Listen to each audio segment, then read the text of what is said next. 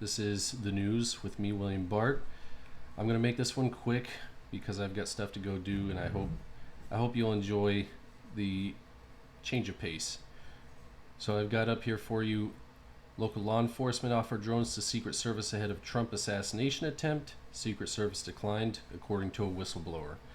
And then Trump leading Kamala in swing states after she replaces Biden as presumptive Democrat nominee, according to an Emerson poll. And then a judge rules Rachel Maddow, MSNBC hosts, made verifiably false statements about Georgia doctor in defamation case. And it is good to see that leftist lies are finally getting their comeuppance. So, first off, U.S. Secret Service repeatedly denied offers from a local law enforcement partner to utilize drone technology to secure the rally. This is from the Post Millennial. I'm giving them a little more attention right now for this segment. Senator Josh Hawley revealed on Thursday that a whistleblower has come forward telling him that local law enforcement partners offered drones to the Secret Service ahead of the Butler, Pennsylvania rally, where a gunman, not going to say his name, attempted to assassinate Donald Trump, but the Secret Service declined the offer. According to one whistleblower, the night before the rally, U.S. Secret Service repeatedly denied offers from a local law enforcement partner to utilize drone technology to secure the rally. Hawley wrote in a letter to Department of Homeland Security Secretary Alejandro Mayorkas. This means that the technology was both available to the U.S. Secret Service and able to be deployed to secure the site. And we'll go look at his ex-post here. This is Senator Josh Hawley. Whistleblower tells me local law enforcement partners and suppliers offered drones to Secret Service for the rally, but Secret Service declined. And this is for your perusal. If you want to pause the video here and read this, I'm not going to read it. Sorry for the people who might be listening and not watching. You can look at this later. Secret Service said no. This whistleblower further alleges that after the shooting took place, U.S. Secret Service changed course and asked the local partner to deploy the drone technology to surveil the site in the aftermath of the attack. Hawley noted that FBI Director Christopher Wray revealed in testimony before Congress Wednesday that crooks had flown a drone near the rally site hours ahead of Trump taking the stage on July 13th, asking, "This raises an obvious question. Why was the U.S. Secret Service not using its own drones?"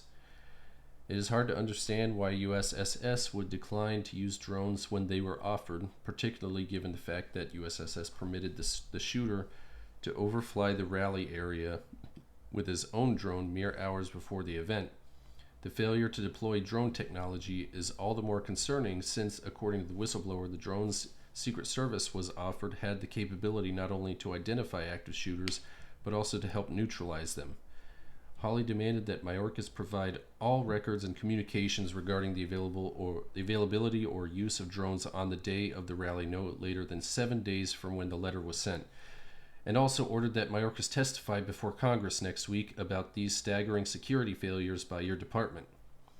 Then U.S. Secret Service head Kimberly Cheadle testified before Congress on Monday and resigned the following day after mounting pressure for her to do so. In a letter to Secret Service for her resignation, Cheadle wrote, "As I stated in the hearing yesterday, all of you are worthy of trust and confidence. You deserve the nation's support in carrying out our critical mission. One of my favorite things about this workforce is that the men and women are fiercely committed to our mission." Ray said during Wednesday's hearing that around 4 p.m. on the day of the shooting, the shooter was flying the drone around the area of the rally, and not over the stage, but an estimated 200 yards away. A drone was recovered from Crook's vehicle. We think, but we do not know so again. This is one of these things that's qualified because of our ongoing review that he was live streaming. Viewing the footage from that again about 11 minutes and around 3:50, 4 o'clock p.m. range. And I don't think it's possible that this lone teenager, 20-year-old, just got lucky with all of these mess ups. I think there was an insider That's me speculating. A lot of other people think the same. And it doesn't take a grand conspiracy. I've said this multiple times. It just takes one higher up to remove a critical piece off the board. Moving along, Trump leads Kamala in swing states after she replaces Biden as presumptive Democrat nominee. Donald Trump is leading Vice President Kamala Harris in 4 out of 5 swing states in one of the first polls released since President Joe Biden dropped out of the race. Harris is behind Trump in Arizona, Georgia, Michigan, and Pennsylvania, but tied Trump in Wisconsin. According to the poll, Trump leads Harris 49 to 44% in Arizona, 48 to 46 in Georgia, 46 to 45 in Michigan, and 48 to 46 in Pennsylvania. In Wisconsin, Trump and the presumptive Democrat nominee are tied at 47 points. The poll was conducted between July 22nd to 23rd, the 2 days following Biden dropping out of the race. The sample size for 3 out of the 5 swing states was 800 voters, with the exceptions of Pennsylvania, which had 850 voters surveyed, and Wisconsin with 845 in the poll. The margin of error in the poll was plus or minus 3.4%. I don't know what that means for the 3 with 800 voters, and plus or minus 3.3% for the latter 2. But we shouldn't believe the polls. Assume that the same thing that happened in 2016 and 2020 can happen again, and the polls could be wrong. Just get out there, register your friends and family, take them with you to go vote. That's all I could say. When we're ahead, don't rest on your laurels. Now is the time to charge. And now finally, judge rules Rachel Maddow made false statements about a Georgia doctor in a defamation case. A judge has ruled that Rachel Maddow and other MSNBC hosts made verifiably false statements about a Georgia doctor in a defamation case.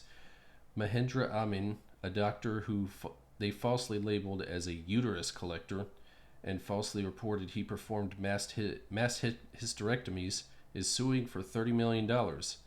In her ruling last month, Judge Lisa Godbee Wood from the Southern District in Georgia said that Maddow, Chris Hayes, and others made 39 verifiably false claims about Amin.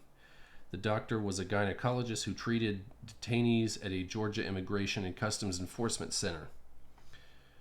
A nurse at the facility submitted a whistleblower complaint saying that Amin was performing mass hysterectomies at the facility, alleging that they were medically unnecessary operations. According to court documents, Amin only performed 2 hysterectomies, and medical records for both hysterectomy patients showed ICE authorization.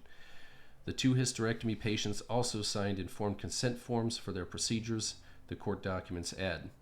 NBC published multiple reports about allegations that plaintiff Dr. Mahendra Amin performed mass hysterectomies on female detainees at an Immigration and Customs Enforcement. Okay, I guess facility, the ruling stated. NBC reported allegations that Dr. Amin performed hysterectomies that were unnecessary, unauthorized, or even botched. Dr. Amin then brought his case, asserting that NBC defamed him under Georgia law. Amin had performed a number of medical services for patients in the ICE facility, but had only ever done 2 hysterectomies there. The court documents show that NBC News veteran and Deputy Director of Standards at NBC Universal, Chris Scholl, had strong concerns over the reporting that showed that Amin had a clean record, and Don Wooten, the whistleblower in the case, had no direct knowledge of the operations and kind of has a beef. Despite the concerns, Maddow and other hosts went through several segments during their primetime programming on MSNBC. Maddow quoted a detainee from the ICE facility as saying, "When I met all these women who had had surgeries, I thought this was like an experimental concentration camp." Maddow then added, "The nurse says she and her fellow nurses, quote, questioned among ourselves like, goodness, he's taking everybody's stuff out and that's his specialty. He's the uterus collector. He's taking all their uteruses out or he's taking their tubes out." Amin sued NBC Universal for defamation in 2021, and a Senate probe into the allegations found no evidence the doctor had performed mass hysterectomies. The Senate report stated. The subcommittee did not substantiate the allegations of mass hysterectomies on ICDC detainees. Records indicate that Dr. Amin performed 2 hysterectomies on ICDC detainees between 2017 and 19. Both procedures were deemed medically necessary by ICE. A trial date for the defamation case has not yet been set. All right, I hope you appreciated that. I know it's a little bit short, but I've got to go here in a few minutes. We're going to go eat at Iron Age. It's our favorite Korean barbecue. I think we go there at least once a month. But that's all to say. Thank you for watching, and I hope you'll smash that like button, subscribe, tick that bell for more if you want to see more. I'd greatly appreciate having you here. And whatever you do, don't have a bad day. Ciao.